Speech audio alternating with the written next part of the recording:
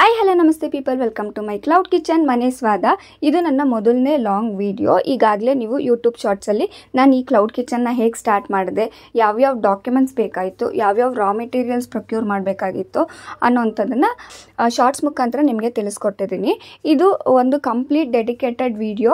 Cloud ಕಿಚನ್ನ ಹೇಗೆ start ಮಾಡಬೇಕು, ಹೇಗೆ ಸೆಟಪ್ ಮಾಡಬೇಕು, ಹೇಗೆ ಮಾರ್ಕೆಟಿಂಗ್ ಮಾಡಬೇಕು, ಎಲ್ಲಿ ಸೇಲ್ ಮಾಡಬೇಕು, ಎಲ್ಲಿ ರಿಜಿಸ್ಟರ್ ಮಾಡ್ಕೋಬೇಕು, ಯಾವ ಲೈಸೆನ್ಸ್ ತೊಗೋಬೇಕು, ಯಾವ್ಯಾವ ಥರ ಪ್ಯಾಕಿಂಗ್ ಮೆಟೀರಿಯಲ್ ತೊಗೋಬೇಕು ಅನ್ನೋದನ್ನು ಕೂಡ ಈ ವಿಡಿಯೋದಲ್ಲಿ ನಾನು ತಿಳಿಸ್ಕೊಡ್ತಾ ಇದ್ದೀನಿ. ಸೊ ನನಗೆ ಕೆಲವೊಬ್ಬರು ನನಗೆ ಸ್ವಲ್ಪ ಇನ್ಫಾರ್ಮೇಷನ್ ಕೊಡಿ, ಕ್ಲೌಡ್ ಕಿಚನ್ ಸ್ಟಾರ್ಟ್ ಮಾಡೋದಕ್ಕೆ ನಾವು ಸ್ಟಾರ್ಟ್ ಮಾಡಬೇಕು ಅಂದ್ಕೊಂಡಿದ್ವಿ, ನಮಗೂ ಸ್ವಲ್ಪ ಹೆಲ್ಪ್ ಮಾಡಿ ಅಂತ ಪರ್ಸ್ನಲಿ ಕಾಲ್ ಮಾಡಿ ಕೇಳಿರೋದು ಕೂಡ ಇದೆ. ಸೊ ನಾನು ಒಂದು ಲಾಂಗ್ ವಿಡಿಯೋದಲ್ಲಿ ಕಂಪ್ಲೀಟ್ ಇನ್ಫಾರ್ಮೇಷನ್ ಕೊಟ್ಬಿಟ್ರೆ ಸೊ ಒಂದೇ ವಿಡಿಯೋದಲ್ಲಿ ನಿಮ್ಗೆ ಎಲ್ಲರಿಗೂ ಗೊತ್ತಾಗುತ್ತೆ ಅನ್ನೋ ಒಂದು ಕಾರಣಕ್ಕೆ ನಾನು ಈ ವಿಡಿಯೋನ ಮಾಡ್ತಾ ಇದ್ದೀನಿ. ಈಗ ಮೇನ್ ಟಾಪಿಕ್ ಬಗ್ಗೆ ಮಾತಾಡೋಣ. ಯಾರಾದರೂ ನೀವು ಮನೆಯಿಂದ ಬಿಸ್ನೆಸ್ ಮಾಡಬೇಕು, ಲೋ ಇನ್ವೆಸ್ಟ್ಮೆಂಟಿಂದ ಬಿಸ್ನೆಸ್ ಮಾಡಬೇಕು, ಯಾವುದೇ ರೀತಿ ಜಾಸ್ತಿ ಇನ್ವೆಸ್ಟ್ ಮಾಡಿ ಬಿಸ್ನೆಸ್ ಮಾಡೋದಕ್ಕೆ ಅಂದರೆ ಒಂದು ಭಯ ಕೂಡ ಇರುತ್ತಲ್ವ, ಇನ್ವೆಸ್ಟ್ ಮಾಡಿಬಿಡ್ತೀವಿ, ಆಮೇಲೆ ಬಿಸ್ನೆಸ್ ಕ್ಲಿಕ್ ಆಗಿಲ್ಲ ಅಂದರೆ ಆ ಲಾಸ್ನ ಬೇರ್ ಮಾಡೋಷ್ಟು ಶಕ್ತಿ ನಮಗಿರಬೇಕು. ಅದರಿಂದ ನಮಗೆ ಆ ಭಯದಿಂದ ಬಿಸ್ನೆಸ್ ಸ್ಟಾರ್ಟ್ ಮಾಡಬೇಕು ಅಂದ್ರೇ ಒಂದು ಭಯ ಇರುತ್ತೆ. ಸೊ ಇದೊಂದು ಲೋ ಇನ್ವೆಸ್ಟ್ಮೆಂಟಿಂದ ಸ್ಟಾರ್ಟ್ ಮಾಡೋವಂಥ ಬಿಸ್ನೆಸ್. ಮನೇಲಿ ಇರೋಂಥ ಹೌಸ್ ವೈಫ್ಸ್ ಕೂಡ ಇಂಡಿಪೆಂಡೆಂಟಾಗಿ ನಾವು ಒಂದು ಅರ್ನಿಂಗ್ಸ್ ಮಾಡಬೇಕು, ಯಾರ ಮೇಲೂ ಡಿಪೆಂಡ್ ಆಗಬಾರ್ದು ಅನ್ನೋಂಥವ್ರು ಕೂಡ ಇದನ್ನು ಸ್ಟಾರ್ಟ್ ಮಾಡ್ಕೋಬೋದು. ತುಂಬ ಒಳ್ಳೆ ಆಪ್ಷನ್ ಇದು ಹೌಸ್ ವೈಫ್ಸ್ಗೆ. ಮನೇಲಿ ಇಲ್ಲಾಂದರೆ ಕೆರಿಯರ್ ಗ್ಯಾಪ್ ಇರೋರಿಗೆ, ನಾವೇನಾದರೂ ಬಿಸ್ನೆಸ್ ಮಾಡಬೇಕು ಅಂತ ಅಂದ್ಕೊಂಡಿರೋರಿಗೆ ಇದು ಒಂದು ಒಳ್ಳೆ ಆಪ್ಷನ್ ಆಗುತ್ತೆ. ಮೇನ್ ಇದರಲ್ಲಿ ಏನು ಅಂತಂದರೆ ಅಡುಗೆ ಮಾಡೋದಕ್ಕೆ ತುಂಬ ಚೆನ್ನಾಗಿ ಬರಬೇಕು. ಯಾಕಂದರೆ ಬಿಸ್ನೆಸ್ ಸ್ಟಾರ್ಟ್ ಮಾಡ್ತೀವಿ, ಯಾರನ್ನಾದ್ರೂ ವರ್ಕರ್ಸ್ನ ಇಟ್ಟು ನಾವು ಮಾಡ್ಕೊಂಡು ಹೋಗ್ಬೋದು ಅಂತ ಕ್ಲೌಡ್ ಕಿಚನ್ನ ಸ್ಟಾರ್ಟ್ ಮಾಡೋಕ್ಕೆ ಹೋಗಬೇಡಿ. ಯಾಕಂದರೆ ನಾವು ಲೋ ಇನ್ವೆಸ್ಟ್ಮೆಂಟಿಂದ ಸ್ಟಾರ್ಟ್ ಮಾಡ್ತಿದ್ದೀವಿ ಅಂದರೆ ಯಾವುದೇ ರೀತಿ ವರ್ಕರ್ಸ್ನ ಇಡೋಕ್ಕಾಗೋದಿಲ್ಲ, ನಾವೇ ಮಾಡಬೇಕಾಗತ್ತೆ. ಸೊ ನಾವು ಒಳ್ಳೆ ಟೇಸ್ಟ್ ಕೊಟ್ಟರೆ ಮಾತ್ರ ನಮಗೆ ಒಳ್ಳೆ ರೇಟಿಂಗ್ಸ್ ಬರೋದು. ಒಳ್ಳೆ ರೇಟಿಂಗ್ಸ್ ಬಂದಾಗ ಮಾತ್ರ ನಮಗೆ ಆರ್ಡರ್ಸು ಜಾಸ್ತಿ ಆಗುತ್ತೆ ಮತ್ತು ಆರ್ಡರ್ಸ್ ಕೂಡ ಬರೋದಕ್ಕೆ ಸ್ಟಾರ್ಟ್ ಆಗುತ್ತೆ. ಆದ್ದರಿಂದ ನಾವು ಅಡುಗೆ ನೀಟಾಗಿ ಹೈಜಿನಿಕಾಗಿ ಕೂಡ ಮಾಡಬೇಕು, at the same time taste ಕೂಡ ಇರಬೇಕು. ಆಗ ನಿಮಗೆ ಬಿಸ್ನೆಸ್ ಕ್ಲಿಕ್ ಆಗೋದಕ್ಕೆ ತುಂಬ ಕಷ್ಟ ಏನಾಗೋದಿಲ್ಲ, ಬೇಗನೆ ಕ್ಲಿಕ್ ಆಗುತ್ತೆ.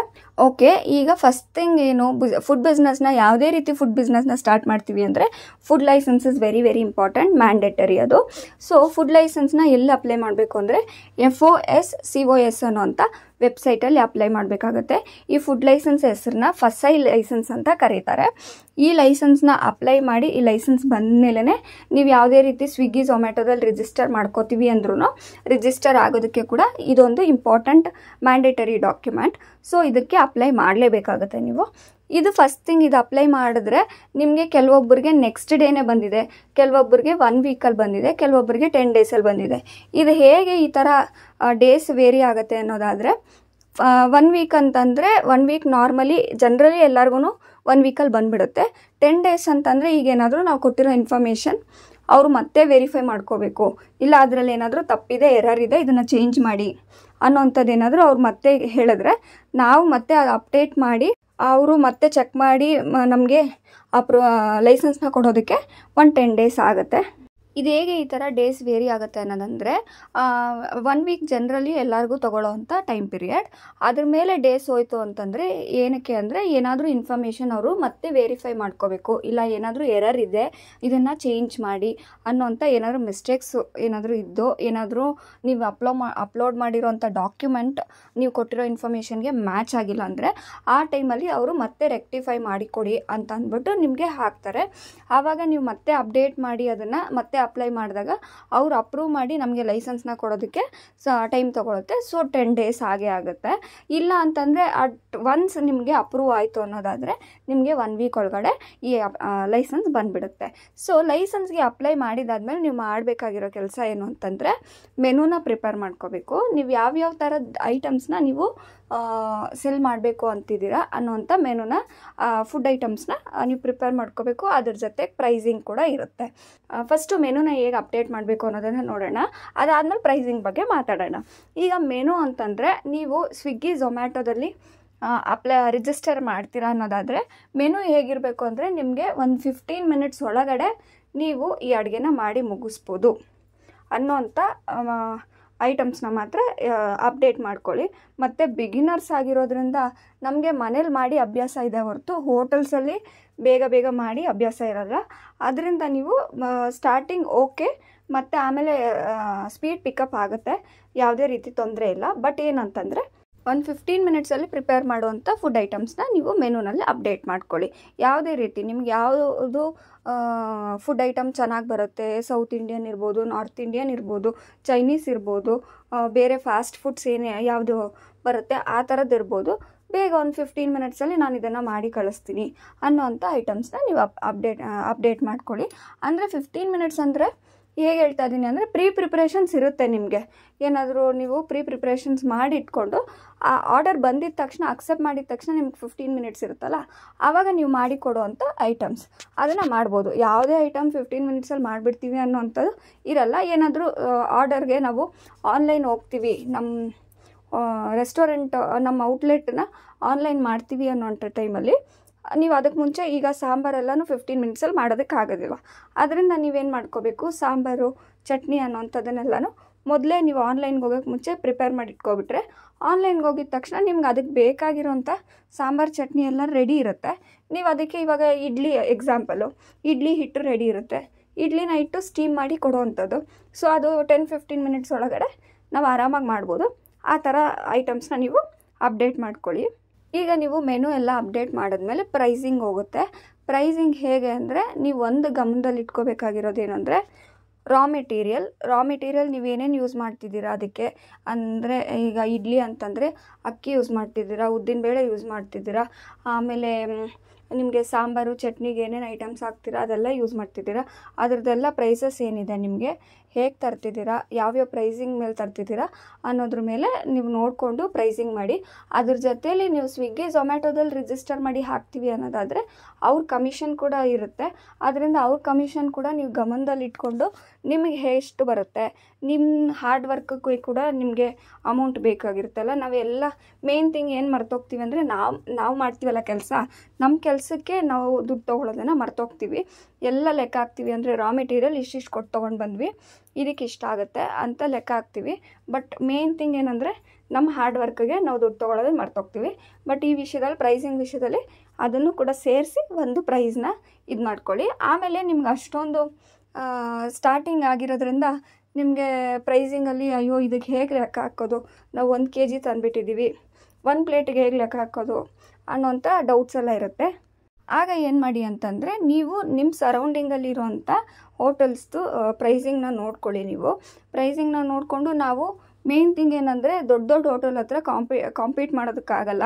ನೀವು ಆ ದೊಡ್ಡ ಹೋಟೆಲಲ್ಲಿ ನಮಗೆ ಇಷ್ಟಿಷ್ಟು ಪ್ರೈಸ್ ಇದೆ ಅಂದರೆ, ದೊಡ್ಡ ಹೋಟೆಲ್ ಅಂತಂದರೆ ಏನರ್ಥ ಅಂದರೆ ಒಳ್ಳೆ ಟೇಸ್ಟ್ ಕೊಟ್ಟು ಒಳ್ಳೆ ಹೆಸ್ರನ್ನ ಮಾಡಿರ್ತಾರೆ ಗೊತ್ತಾ, ಗುಡ್ ವಿಲ್ನ ಇರುತ್ತೆ, ಅಲ್ಲಿಗೆ ಜನ ಹುಡ್ಕೊಂಡು ಹೋಗಿ ತಿಂತಾರೆ. ಆ ಥರ ಹೋಟೆಲ್ಸ್ಗೆ ನಾವು ಕಾಂಪೀಟ್ ಮಾಡೋಕ್ಕಾಗಲ್ಲ ಬಿಗಿನರ್ ಆಗಿರೋದ್ರಿಂದ. ಸೊ ನೀವು ನೋಡಿಕೊಂಡು ಪ್ರೈಸಿಂಗ್ ಇಡಿ. ಅಂದರೆ ಕಾಂಪೀಟ್ ಮಾಡೋಕ್ಕಾಗಲ್ಲ ಅಂದರೆ ಟೇಸ್ಟಲ್ಲಿ ಕಾಂಪೀಟ್ ಮಾಡ್ಬೋದು, ಪ್ರೈಸಿಂಗಲ್ಲಿ ಅವ್ರಿಗೆ ಕಾಂಪೀಟ್ ಮಾಡೋಕ್ಕೆ ಹೋಗಬೇಡಿ ಬಿಗಿನರ್ಸ್ ಆಗಿರೋದ್ರಿಂದ. ಸೊ ನೀವು ಸರೌಂಡಿಂಗಲ್ಲಿರೋ ಹೋಟೆಲ್ಸ್ನ ನೋಡಿಕೊಂಡು ನೀವು ಒಂದು ಪ್ರೈಸ್ನ ಫಿಕ್ಸ್ ಮಾಡ್ಕೊಳ್ಳಿ. ಈಗ ಪ್ರೈಸಿಂಗು ಮೆನು ಎಲ್ಲ ಪ್ರಿಪೇರ್ ಆಯಿತು. ಅದನ್ನು ನೀವು ಒಂದು ಎಕ್ಸೆಲ್ ಶೀಟಲ್ಲೋ ಇಲ್ಲ ವರ್ಡಲ್ಲೋ, ಇಲ್ಲಾಂದರೆ ನೀವೇನಾದರೂ ಕ್ಯಾನ್ವಾ ಯೂಸ್ ಮಾಡ್ತೀವಿ ಅನ್ನೋದಾದರೆ ಕ್ಯಾನ್ವಾದಲ್ಲಿ ಒಂದು ಮೆನು ಕಾರ್ಡ್ ಥರ ಪ್ರಿಪೇರ್ ಮಾಡಿ ಇಟ್ಕೊಂಡಿರಿ. ಅದು ಬೇಕಾದ್ರೆ ನೀವು ಯಾರಾದರೂ ವಿಸಿಟ್ ಮಾಡಿದ್ರೆ ಅವ್ರಿಗೆ ಕೂಡ ಕೊಡ್ಬೋದು. ಆಮೇಲೆ ಇನ್ನೊಂದು ಏನಂದರೆ ಸ್ವಿಗ್ಗಿ ಝೊಮ್ಯಾಟೋದಲ್ಲಿ ಫಸ್ಟು ಮೆನುನ ಅವ್ರಿಗೆ ಕೊಡಬೇಕಾಗುತ್ತೆ. ನೀವು ಯಾವ್ಯಾವ ಐಟಮ್ಸ್ನ ಸೇಲ್ ಮಾಡ್ತೀರಾ, ಪ್ರೈಸಿಂಗ್ ಏನು ಅನ್ನೋದನ್ನು ಅವ್ರಿಗೆ ಕೊಡಬೇಕಾಗತ್ತೆ. ಲಿಸ್ಟ್ ಮಾಡಿ ನೀವು ಒಂದು ಎಕ್ಸೆಲಲ್ಲೋ ವರ್ಡಲ್ಲೋ, ಇಲ್ಲಾಂದರೆ ಚೆನ್ನಾಗಿ ಇದು ಮಾಡ್ತೀವಿ ನಾವು ಎಡಿಟಿಂಗ್ ಎಲ್ಲ ಅನ್ನೋಂಥವ್ರು ಕ್ಯಾನ್ವಾದಲ್ಲಿ ಮಾಡಿ ಕಳಿಸ್ಬೋದು. ಈಗ ಮೆನು ಪ್ರಿಪೇರ್ ಆಯಿತು. ಮೆನು ಆದಮೇಲೇನು ಫುಡ್ಡನ್ನ ಪ್ಯಾಕ್ ಮಾಡಿ ಕಳಿಸ್ಬೇಕು. ಫುಡ್ ಪ್ಯಾಕೇಜಿಂಗ್ ನಮಗೆ ಬೇಕಾಗುತ್ತೆ. ಸೊ ಪ್ಯಾಕಿಂಗ್ ಮೆಟೀರಿಯಲ್ ಎಲ್ಲನೂ ತಂದಿಟ್ಕೋಬೇಕಾಗತ್ತೆ. ಪ್ಯಾಕಿಂಗ್ ಮೆಟೀರಿಯಲ್ನ ನೀವು ಹೋಲ್ಸೇಲ್ ಮಾರ್ಕೆಟಲ್ಲಿ ನೋಡಿ ತೊಗೊಂಬಂದು ಇಟ್ಕೊಳ್ಳಿ. ತೊಗೊಂಡು ಬಂದು ಇಟ್ಕೊಳ್ಳಿ. ಇಲ್ಲ ಅಂತಂದರೆ ಒಂದು ಟ್ರಯಲ್ ನೋಡೋಣ ನಾವು ಅನ್ನೋಂಥವ್ರು ಮನೆ ಹತ್ರ ಇರೋಂಥ ಯಾವುದಾದ್ರೂ ಅಂಗಡಿನಲ್ಲಿ ನೀವು ತೊಗೊಂಡು ಬಂದು ನೋಡ್ಬೋದು. ಫಸ್ಟ್ 1 ವೀಕ್ ಇಲ್ಲಾಂದರೆ ಫಸ್ಟ್ ಬ್ಯಾಚ್ ನೀವು ಪ್ಯಾಕಿಂಗ್ ಮೆಟೀರಿಯಲ್ನ ತಂದುಬಿಟ್ಟು ನಿಮಗೆ ಅದು ಖಾಲಿ ಆಗ್ತಿದೆ ಅನ್ನೋಂಥ ಟೈಮಲ್ಲಿ ನಿಮಗೆ ಗೊತ್ತಾಗುತ್ತಲ್ವ ಬಿಸ್ನೆಸ್ ಹೇಗೆ ಓಡ್ತಿದೆ, ನಾವು ಇನ್ನೂ ತರಬೇಕು, ಇನ್ನೂ ಜಾಸ್ತಿ ತರಬೇಕು ಅನ್ನೋಂಥ ಟೈಮಲ್ಲಿ ನೀವು ಬೇಕಾದರೆ ಚಿಕ್ಕಪೇಟೆನೋ ಯಾವುದಾದ್ರೂ ಮಾರ್ಕೆಟ್ಗೆ ಹೋಗಿ, ಇಲ್ಲಿ ಬ್ಯಾಂಗ್ಳೂರಲ್ಲಿರೋಂಥವ್ರಾದರೆ ಚಿಕ್ಕಪೇಟೆಗೆ ಹೋಗಿ ತೊಗೊಂಡು ಬರ್ಬೋದು, ಹೋಲ್ಸೇಲಲ್ಲಿ ಸಿಗುತ್ತೆ. ಇಲ್ಲ ಅಂತಂದರೆ ಮನೆ ಹತ್ರನೂ ಕೆಲವೊಂದು ಹೋಲ್ಸೇಲ್ ಶಾಪ್ಸ್ ಇರುತ್ತೆ, ಅಲ್ಲಿ ಕೂಡ ನೀವು ತೊಗೊಳ್ಬೋದು. ಇನ್ನು ಒಂದು ಏನಂದರೆ ಝೊಮ್ಯಾಟೊದಲ್ಲಿ ರಿಜಿಸ್ಟರ್ ಆಗಿರೋರಿಗೆ ಹೈಪರ್ ಪ್ಯೂರ್ ಅನ್ನೋಂಥ ಇದಿದೆ, ಅದರಲ್ಲಿ ಕೂಡ ನೀವು ಆರ್ಡರ್ ಮಾಡ್ಕೋಬೋದು. ನನಗೆ ರೀಸನಬಲ್ ಅನಿಸ್ತು ಹೈಪರ್ ಪ್ಯೂರಲ್ಲಿ, ಅದರಲ್ಲಿ ಕೂಡ ಆರ್ಡರ್ ಮಾಡ್ಕೋಬೋದು. ಇಲ್ಲ ಚಿಕ್ಕಪೇಟೆಗೆ ಹೋಗಿ ಅಲ್ಲಿಂದನೇ ತೊಗೊಂಬರ್ಬೋದು. ಕಂಪೇರ್ ಮಾಡ್ಕೊಳ್ಳಿ ಪ್ರೈಸಸ್ಸು. ನಿಮ್ಗೇನಾದ್ರು ನಾವು ಚೆಕ್ ಮಾಡ್ಕೋಬೇಕು ಅನ್ನೋಂಥವ್ರು ಒಂದೊಂದು ಸತಿ ಒಂದೊಂದರಲ್ಲಿ ಆರ್ಡರ್ ಮಾಡ್ಕೊಬಿಡಿ. ಯಾಕಂದರೆ ಏನಿಲ್ಲ, ಒನ್ ಟೈಮ್ ಆರ್ಡರ್ ಮಾಡೋದ್ರಿಂದ ನಿಮ್ಗೆ ಜಾಸ್ತಿ ಏನು ಲಾಸ್ ಆಗಿಬಿಡಲ್ಲ.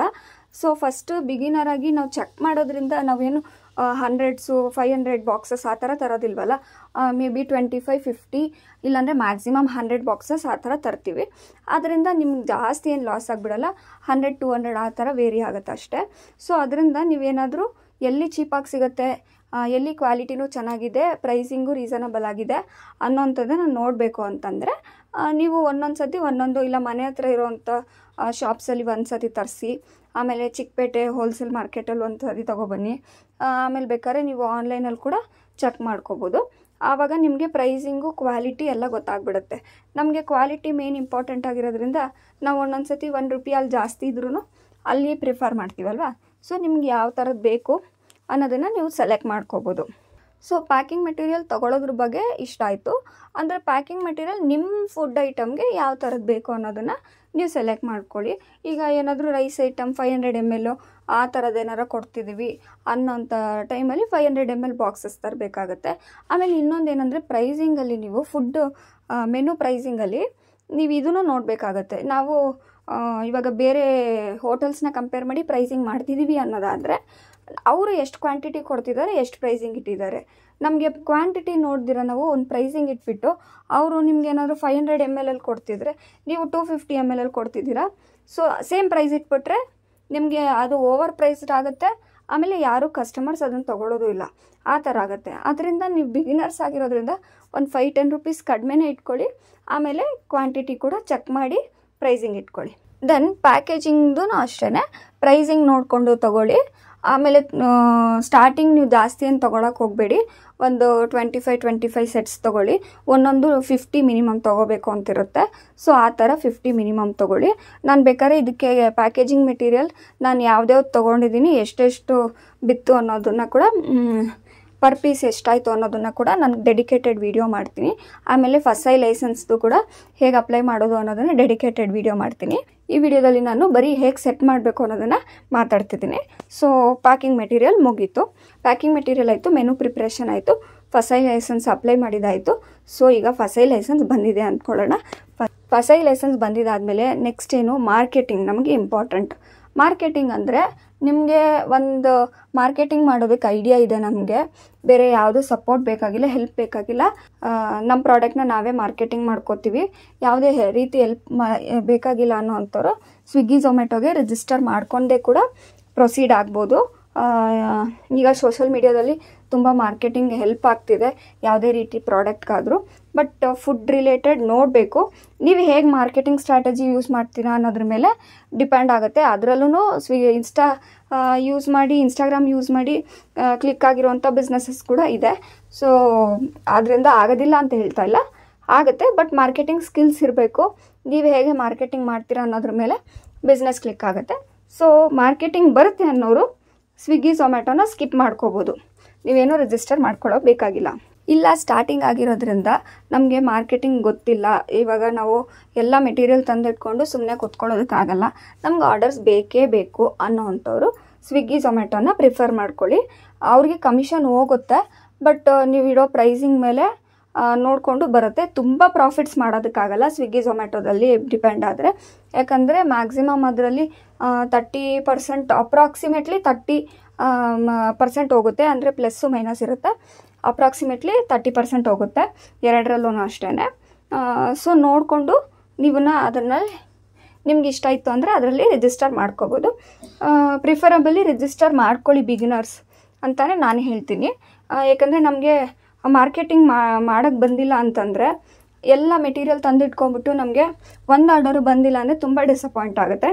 ಅದರಿಂದ ನೀವು ಸ್ವಿಗ್ಗಿ ಝೊಮ್ಯಾಟೊದಲ್ಲಿ ರಿಜಿಸ್ಟರ್ ಮಾಡ್ಕೊಳ್ಳೋದು ಒಳ್ಳೆಯದು ಅಂತ ನನ್ನ ಒಪಿನಿಯನ್. ಇದೇ ಕರೆಕ್ಟ್ ಒಪಿನಿಯನ್ ಅಂತಲೂ ನಾನು ಹೇಳ್ತಾ ಇಲ್ಲ, ಇದೇ ಕರೆಕ್ಟ್ ವೇ ಬಿಸ್ನೆಸ್ ಮಾಡೋಕ್ಕೆ ಅಂತಲೂ ನಾನು ಹೇಳ್ತಾ ಇಲ್ಲ. ಬಟ್ ನೀವು ಮನೆಯಿಂದ ಕೂತ್ಕೊಂಡು ಮಾಡ್ತೀವಿ, ಯಾರಿಗೂ ಗೊತ್ತಾಗೋದಿಲ್ಲ ನೀವು ಮನೆ ಒಳಗಡೆ ಮಾಡ್ತಿರೋದು, ಯಾರಿಗೂ ಗೊತ್ತಿರೋದಿಲ್ಲ, ಹೇಗೆ ಬಿಸ್ನೆಸ್ ರನ್ ಆಗುತ್ತೆ. ಸೊ ಸ್ವಿಗ್ಗಿ ಝೊಮ್ಯಾಟೊದಲ್ಲಿ ಹಾಕಿದ್ರೆ ಅಟ್ಲೀಸ್ಟ್ ಸ್ವಿಗ್ಗಿನಲ್ಲಿ ಆರ್ಡರ್ ಮಾಡೋವಂಥವ್ರು ಸ್ಕ್ರಾಲ್ ಮಾಡ್ತಾರೆ, ನಿಮ್ಮ ರೆಸ್ಟೋರೆಂಟ್ನ ನೋಡಿ ಬುಕ್ ಮಾಡ್ಕೊತಾರೆ. ಇಲ್ಲ ನಿಮಗೆ ಮಾರ್ಕೆಟಿಂಗ್ ಸ್ಟ್ರಾಟಜಿ ಮಾರ್ಕೆಟಿಂಗ್ ಬರುತ್ತೆ ಅನ್ನೋವಂಥವ್ರು ಇದನ್ನು ಸ್ಕಿಪ್ ಮಾಡ್ಕೊಳ್ಳಿ. ಓಕೆ, ಸೊ ಸ್ವಿಗ್ಗಿನಲ್ಲಿ ಅಪ್ಲೈ ಮಾಡಬೇಕು ಅಂತಂದರೆ 1800 ಚೇಂಜ್ ಇಲ್ಲ 900 ಚೇಂಜ್ ಆನ್ ಬೋರ್ಡಿಂಗ್ ಫೀಸ್ ಅಂತ ಇರುತ್ತೆ. ಇದು ಎಕ್ಸಾಕ್ಟ್ ಅಮೌಂಟು ನಾನು ಇದು ಡೆಡಿಕೇಟೆಡ್ ವಿಡಿಯೋ ಮಾಡಿದಾಗ ಹೇಳ್ತೀನಿ, ಈಗ ನೆನಪಾಗ್ತಿಲ್ಲ.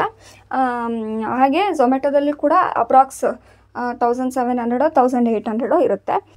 ಬಟ್ ಝೊಮ್ಯಾಟೊದಲ್ಲಿ ಏನು ಅಂತಂದರೆ ಫಸ್ಟ್ 1 ರೂಪಾಯಿನೂ ಪೇ ಮಾಡೋ ಅವಶ್ಯಕತೆ ಇಲ್ಲ.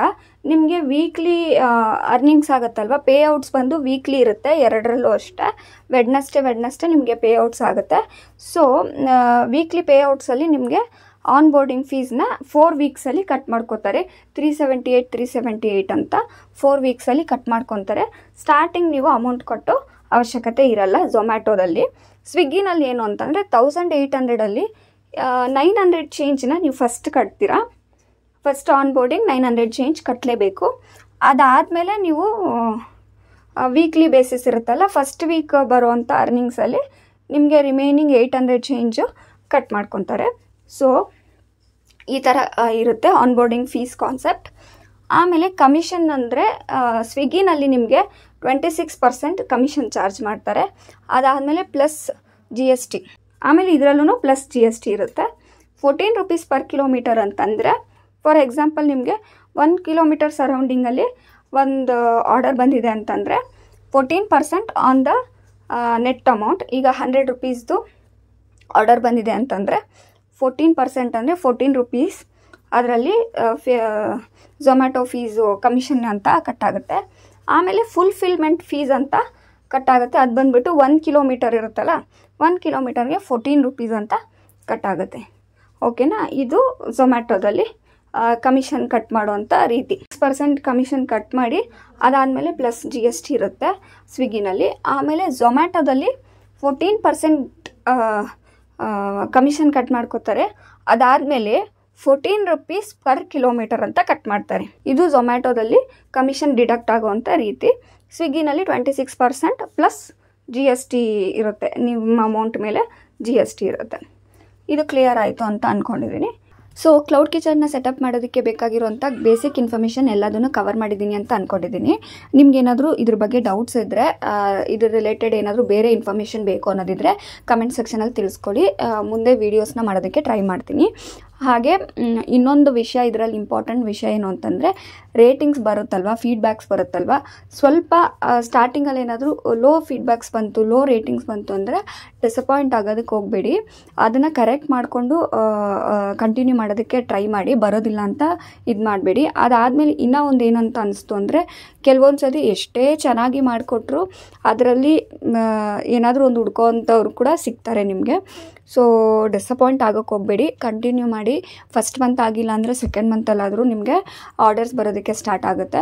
ಸೊ ಫಸ್ಟ್ ಮಂತೇ ನಮಗೆ ಒಂದು 100 ಆರ್ಡರ್ಸ್ ಬಂದುಬಿಡುತ್ತೆ ಅನ್ನೋ ಹೋಪಲ್ಲಿ ಸ್ಟಾರ್ಟ್ ಮಾಡಬೇಡಿ. ಬಿಗಿನರ್ಸ್ಗೆ ಯಾವತ್ತಿದ್ರೂ ಇನ್ಷಿಯಲಿ ಯಾವುದೇ ಒಂದು ಆರ್ಡರ್ ಇಲ್ಲದೆ ಕೂಡ ನಡೆದಿರೋ ದಿನಗಳಿದ್ದಾವೆ. 1 ವೀಕ್ಗೆ ಒಂದೇ ಆರ್ಡರ್ ಬಂದಿರೋ ದಿನಗಳು ಕೂಡ ಇದ್ದಾವೆ. ಸೊ ನೀವು ಕನ್ಸಿಸ್ಟೆಂಟಾಗಿ ವೆಯ್ಟ್ ಮಾಡಿ, ಪೇಷನ್ಸಿಂದ ವೆಯ್ಟ್ ಮಾಡಿದ್ರೆ ಖಂಡಿತ ನಿಮ್ಗೆ ಆರ್ಡರ್ಸ್ ಬರುತ್ತೆ. ಬಟ್ ನಾವು ಕೂಡ ಚೆನ್ನಾಗಿ ಮಾಡಿ ಕಳಿಸಿದ್ರೆ ಮಾತ್ರನೇ ನಮಗೆ ಆರ್ಡರ್ಸ್ ಬರೋದಕ್ಕೆ ಸಾಧ್ಯ. ಮಾರ್ಕೆಟಿಂಗ್ ಯಾವ ಲೆವೆಲ್ಗೆ ಹೆಲ್ಪ್ ಆಗುತ್ತೆ ಅಂದರೆ, ಫಸ್ಟ್ ಟೈಮು ಪರ್ಸನ್ಗೆ ಹೋಗಿ ರೀಚ್ ಆಗೋದಕ್ಕೆ ಮಾತ್ರ ಮಾರ್ಕೆಟಿಂಗ್ ಹೆಲ್ಪ್ ಆಗುತ್ತೆ. ಮತ್ತು ಆ ಕಸ್ಟಮರ್ನ ನಾವು ರಿಟೈನ್ ಮಾಡ್ಕೋಬೇಕು ಅಂದರೆ ನಮ್ಮ ಟೇಸ್ಟು, ನಮ್ಮ ಹೈಜೀನಿಂದ ಮಾತ್ರ ಸಾಧ್ಯ. ನಮ್ಮ ಫುಡ್ ಕ್ವಾಲಿಟಿ ಚೆನ್ನಾಗಿತ್ತು ಅಂತಂದರೆ ಖಂಡಿತ ಕಸ್ಟಮರ್ ಮತ್ತೆ ರೀಆರ್ಡರ್ ಮಾಡೋ ಸಾಧ್ಯತೆಗಳಿರುತ್ತೆ. ಸೊ ನಾವು ಕೊಡೋಂಥ ಫುಡ್ ಐಟಮ್ಸ್ ಯಾವುದೇ ರೀತಿಯಿಂದ ಕ್ವಾಂಟಿಟಿ, ಕ್ವಾಲಿಟಿ ಹಾಗೆ ಹೈಜೀನ್ನ ಯಾವುದೇ ರೀತಿ ಕಾಂಪ್ರಮೈಸ್ ಮಾಡಿದ್ರೆ ನಾವು ಡೆಲಿವರ್ ಮಾಡಿದ್ರೆ ಆ ಕಸ್ಟಮರ್ ಕೂಡ ರಿಟೈನ್ ಆಗ್ತಾರೆ, ರೀಆರ್ಡರ್ಸ್ ಬಂದೇ ಬರುತ್ತೆ. ಯಾರ್ಯಾರು ಕ್ಲೌಡ್ ಕಿಚನ್ನ ಸ್ಟಾರ್ಟ್ ಮಾಡಬೇಕು ಅಂದ್ಕೊಂಡಿದ್ದೀರಾ ಎಲ್ಲರಿಗೂ ಆಲ್ ದ ಬೆಸ್ಟ್. ಎಲ್ಲರೂ ನಮಗೆ ನೀವು ಸಪೋರ್ಟ್ ಮಾಡಿ, ನಿಮಗೆ ನಾವು ಸಪೋರ್ಟ್ ಮಾಡೋಣ. And thank you for watching. ಈ ವಿಡಿಯೋ ಇಷ್ಟ ಆಗಿದೆ ಅಂತ ಅಂದ್ಕೊಂಡಿದ್ದೀನಿ. ಈ ವಿಡಿಯೋ ನಿಮಗೆ ಇನ್ಫಾರ್ಮೇಟಿವ್ ಆ್ಯಂಡ್ ಯೂಸ್ಫುಲ್ ಅಂತ ಅನಿಸಿದೆ ಅಂತ ಅಂದ್ಕೊಂಡಿದ್ದೀನಿ. Thank you for watching. Like ಮಾಡಿ, ಶೇರ್ ಮಾಡಿ, ಹಾಗೆ ಸಬ್ಸ್ಕ್ರೈಬ್ ಮಾಡೋದನ್ನು ಮರಿಬೇಡಿ. ಮುಂದೆ ಬೇರೆ ಬೇರೆ ಟಾಪಿಕ್ಸ್ ಬಗ್ಗೆ ವಿಡಿಯೋಸ್ನ ಮಾಡೋದಕ್ಕೆ ಟ್ರೈ ಮಾಡ್ತೀನಿ, ಕ್ಲೌಡ್ ಕಿಚನ್ ರಿಲೇಟೆಡ್. ಹಾಗೆ ನನ್ನ ಕ್ಲೌಡ್ ಕಿಚನಲ್ಲಿ ಬರುವಂಥ ಫುಡ್ ಐಟಮ್ಸ್ ರಿಲೇಟೆಡ್ ಕೂಡ ರೆಸಿಪೀಸ್ನ ಮಾಡೋದಕ್ಕೆ ಟ್ರೈ ಮಾಡ್ತೀನಿ. Thank you for watching.